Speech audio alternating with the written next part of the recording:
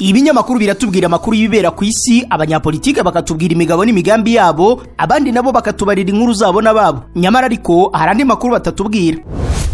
Ayo makuru na ya kampani Rubavu Buy and Sell Limited. Ngiyi kampani yizewe mu kugura no kugurisha ibibanza n'inzu mu buryo bwihuse. Ikorera mu burengerazuba bw'u Rwanda, by'umwihariko mu mujyi wa Rubavu ndetse no mu karere ka Musanze. Uretse kugura no kugurisha inzu, inabafasha kugura ibibanza no kubigurisha, ikanabafasha kubona apartment zo kubamo by'igihe gito cyangwa kirambye, ikanabafasha kuzamamaza. Ku bindi bisobanuro waduhamagara kuri 0782 42 43 82 cyangwa ukatwandikira ku mbuga nkoranyambaga zacu, hose twitwa Rubavu Real Estate. Rubavu Buy and Sell Limited, your trusted real estate partner. Turi mu murenge wa Rubavu, nuko mubibona neza, ndi ku muhanda wa kaburimbo hafi y'urusengero rwa Ebenezer, hafi y'isoko rya Kaburimbo. Tuhabazaniye ikibanza kinini cyane. Welcome back to Rubavu Real Estate YouTube channel. Ni buri mushya hano, kanda subscribe ukore no kunzogera kugira ngo tujye tubana buri munsi. Bagore namwe bagabo, ladies and gentlemen, welcome back.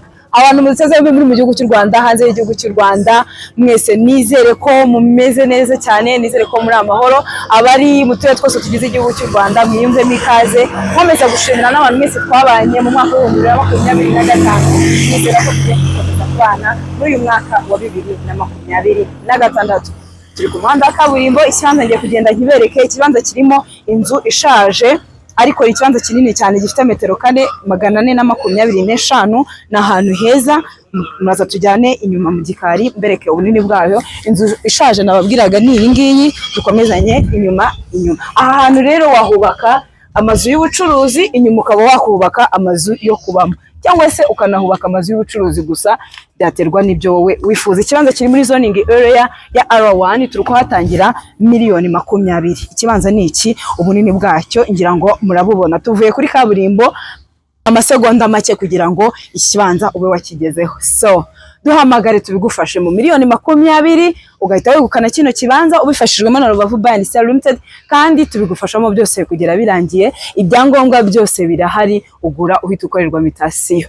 Rubavu Buy and Sell Limited niyo kampani yonyine ya mbere yizewe mu kugura no kugurisha ibibanza n'amazu, inabafasha kugura no kubigurisha, ikorera mu ntara y'Iburengerazuba, cyane cyane mu karere ka Rubavu ndetse n'akarere ka Musanze, ndetse ikabafasha no kubona amapartement yo kubamo by'igihe gito cyangwa se by'igihe kirekire. Hari igihe ubona akazi cyangwa se ukabona ikiraka muri utwo turere tubimvuze, ukaba ufite imbogamizi z'ahantu heza waba hafite security, ndetse ahantu hatagoye kuhaba, ahantu hafite umutekano uhagije, transport itagoye, ariko icyo kibazo ukakihererana, kitugezeho Rubavu Buy and Sell Limited tubigufashemo, ndetse tunabafasha no kwamamaza amapartement. Muduhamagare cyangwa mutwandikire kuri iyo nimero mubona kuri screen ya your trusted real estate partner. We always here for you.